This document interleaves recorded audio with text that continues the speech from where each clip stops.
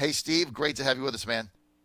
Hey, thanks, John, and thanks for coming down and broadcasting live from the conference we're going to have. You know, we're going back to the wall. We just had the Wallathon. That was a huge success about building additional wall of the mile we built down in El Paso, that very controversial district down there. But now we're bringing together all the thought leaders in this, the analysis of what's happening at the border, whether it's asylum, whether it's illegal aliens, whether it's sanctuary cities. So we're bringing everybody together. Numbers USA, Center for Immigration Studies, Freedom Works. It's like 15 groups going to put this on already. I think we have something like 40 speakers.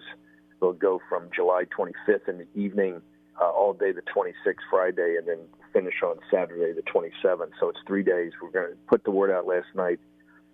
We announced it last night on Gateway Pundit. There'll be a huge press release coming out today and a lot more media and other speakers to be announced. We're going to have some of the top people in the country there, but it's going to be live streamed. So if you can't make it to El Paso, you'll be able to watch every second of it, and we're very enthusiastic about this. We think that this is one of the biggest, if not the most important issues that will have to be addressed in 2020, and we just want to get the facts out right now. Well, listen, I'm excited about going. I know that I'm going to do my show there live. We're going to do expanded hours, and be sure your organization puts me on your release when it goes out so that we can promote that as well, and I look forward to seeing you there. We'll have our live show at the border, webuildthewall.us, webuildthewall.us, and that'll be on Thursday, Friday, and Saturday, July 25, 26, and 27th. Steve, thanks for giving me the opportunity to participate in that. Thank you John, so much. The reason we're doing this, and the reason, look, it's going to be 102, 103 degrees in El Paso, and people are saying, hey, why are you going back to the wall so quickly? The reason is that we feel this issue, there's a huge controversy coming today and tomorrow as President Trump, gets Ken Cuccinelli and others in his administration to start to enforce the law regarding ICE and some of these deportations. It's going to be another firestorm. We just think that the American people are not getting the facts, and all this is to do two things. Number one, to get the facts out there, and number two is to bring together really social media for the first time. We're going to be announcing on Monday as a second wave to this conference. We're bringing together young social media influencers and social media personalities that can start to drive this message out there, start to drive these facts. And it's really never happened before. We've never had a convergence of really the older generation thought leaders who really understand the math around open borders and the math around how important it is to have the sovereignty of your country down the southern border. Also with a younger generation who know how to get this information out. So it's a unique conference. We're doing it very quickly. We've pulled together the best people in the country to talk about this. They're all willing to come down there. We're going to live stream it and have media like yourself down there live broadcasting. So we're very excited about it. And I think it shows everybody, particularly that have been part of this Trump movement for many years, even before the president came down the escalator and announced for the presidency. And as you remember that day, his speech on immigration is what really galvanized people around him. This has been going on for years. We think it's now going to come to really, it's a crisis on the border, but it's also we're heading towards, we think, a political crisis that has to be addressed. All right, well, I'm looking forward to it. Let's go to the cat fight in the Democratic Party right now. This is kind of interesting playing out on Twitter. I just got to get your comments on this, Steve Bannon. So AOC and Nancy Pelosi going at it. Sounds like Pelosi's had enough with the whole thing. And now AOC comes out and says, well, look, she's making me do all this work. Why do I have to do all this work? And I can't send my tweets out. And now they're fighting each other. How does this play out, Steve Bannon? Well, that's one of the reasons I think we're having the conference. So, Pelosi is a very tough, politician. I think she understands, as progressive as she is, as far left as she is, she's not nearly as radicalized as AOC and some of these, other Democrats on the far left. And some of AOC's plans she's put out and they've promulgated through social media and they continue to push, particularly regarding the southern border, are pretty radicalized, right? They want to decriminalize. They essentially want to go to open borders. They're huge pushers of continue to have the United States as a magnet for asylum seekers, which are really coming here for economic asylum, which is not really what it's set up for. Where our asylum process is specifically designated for political asylum. Economics, we understand people want a better life. That's called the legal immigration system. We have a system for that, and we're very generous. Over 1 million people a year immigrated into the United States. So it's this is what you see out of AOC in this crowd on the border is quite radicalized. I'm not even talking about climate change and other things that they're proposing, but just on the border alone, it's probably the most radical between sanctuary cities, open borders, getting rid of DHS, getting rid of ICE. These are shocking proposals. I think Nancy Pelosi realizes very quickly that this is what the 2020 election could hinge on this. I happen to think the 2020 election is going to be not about personality. It won't be about President Trump's personality. It won't be about Kamala Harris or whoever gets the Democratic nomination. It's going to be about some fundamental issues about the United States of America and our direction going forward. And I think she realizes that. And that's one of the reasons we're going down to the southern border in the heat of El Paso, Texas, in end of July. That this has to get on the table right now, and the American people have to start to think about it. They're going to have to come to a judgment of what direction they want the country to head in. I think it's very practical. American people are practical, pragmatic, fair-minded, decent, and very generous people. But I think when they think through the issues, they're going to understand that this is AOC and others represent a pretty radical departure from American tradition.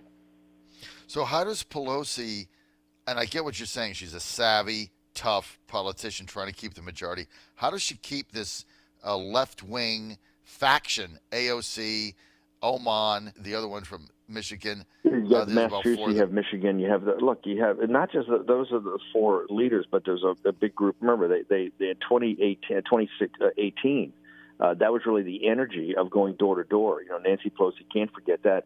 What they're going through is very much what the Tea Party and the Republican establishment went through in 2010. You had a populist nationalist movement that was starting to build and starting to get momentum that eventually became the bedrock of the Trump movement. That was all from the Tea Party revolt in 2009 and 2010.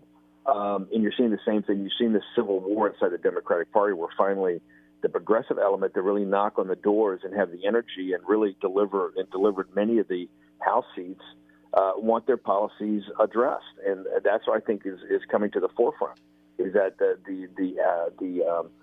advocacy groups and the energy on the left is really quite radical. And, the press and the mainstream media is having a tough time since they have social media and can kind of go around them, right? They don't need the mainstream media. You're seeing the radical nature of these policies. So it's tough to put the genie back in the bottle.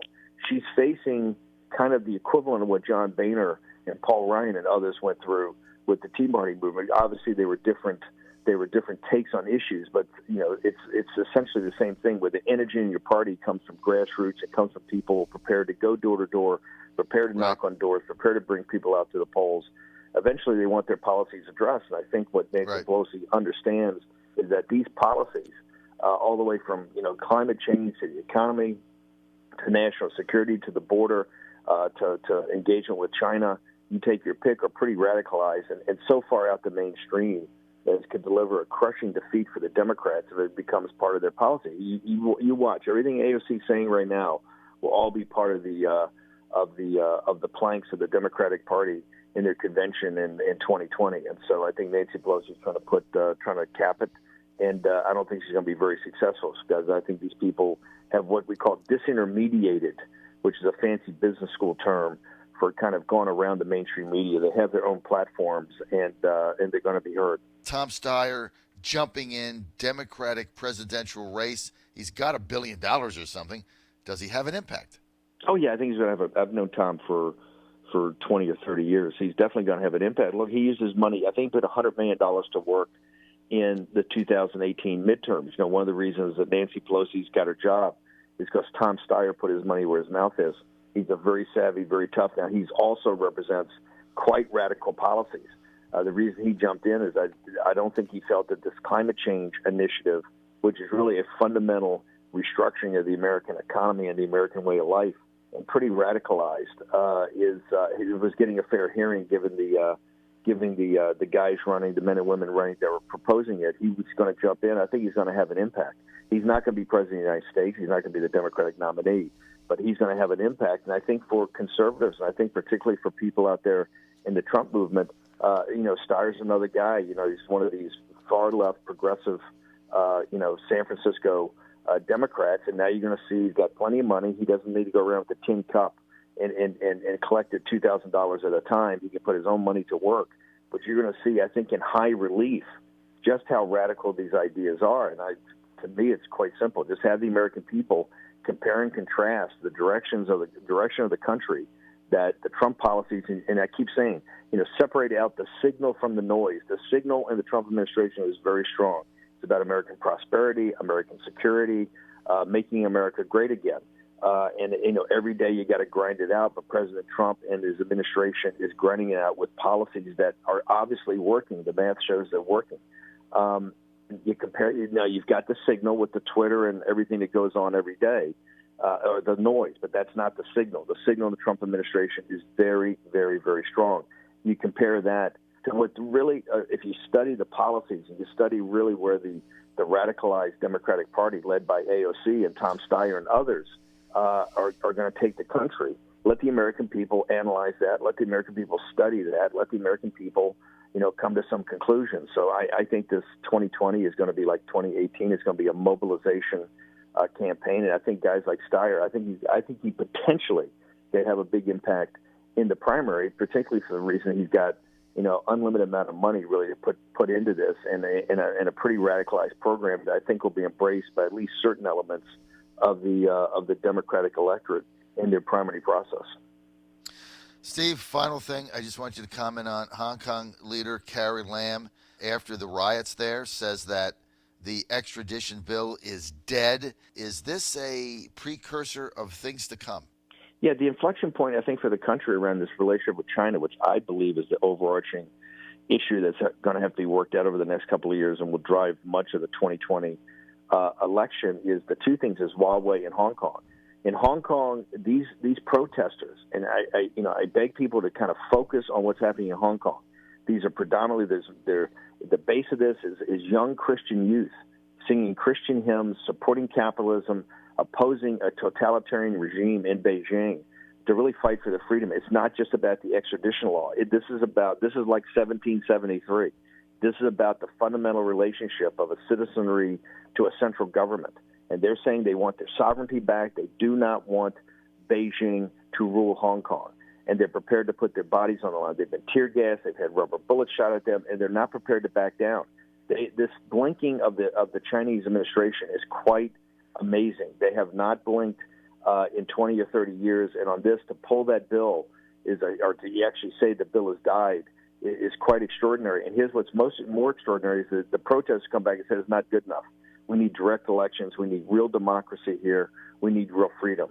What's happening in Hong Kong, if that the Beijing regime is petrified that the contagion can spread to Wuhan and other cities on mainland China, that people in mainland China will actually start demanding more freedom.